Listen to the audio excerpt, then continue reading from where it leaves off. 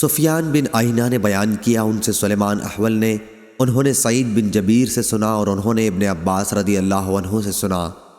آپ نے جمعرات کے دن کا ذکر کرتے ہوئے کہا، تمہیں معلوم ہے کہ جمعرات کا دن، ہائے یہ کون سا دن ہے؟ اس کے بعد وہ اتنا روئے کہ ان کے آنسوؤں سے کنکریاں تر ہو گئیں۔ سعید نے کہا، میں نے عرض کیا، یا ابن عباس، جمعرات کے دن سے کیا مطلب ہے؟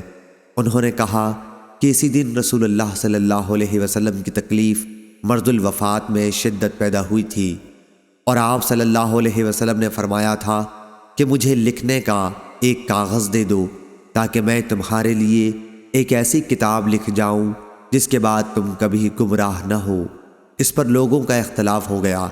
پھر حضرت صلی اللہ علیہ وسلم نے خود ہی فرمایا کہ نبی کی موجودگی میں جھگڑنا غیر مناسب ہے۔ دوسرے لوگ کہنے لگے، بھلا کیا حضرت صلی اللہ علیہ وسلم بیکار باتیں فرمائیں گے؟ اچھا پھر پوچھ لو۔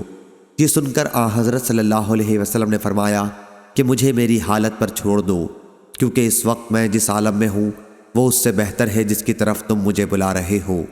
اس کے بعد حضرت صلی اللہ علیہ وسلم نے 3 باتوں کا حکم فرمایا کہ مشرکوں کو جزیرہ عرب سے نکال دینا، اور وفود کے ساتھ اسی طرح خاطر تواضع کا معاملہ کرنا جس طرح میں کیا کرتا تھا۔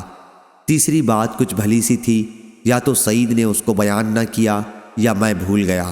سفیان نے کہا، یہ جملہ تیسری بات کچھ بھلی سی تھی سلیمان احول کا کلام ہے، اور یہ تھی کہ اسامہ کا لشکر تیار کر دینا، یا نماز کی حفاظت کرنا، یا لونڈی غلاموں سے اچھا سلوک کرنا۔ صحیح بخاری حدیث نمبر 3168۔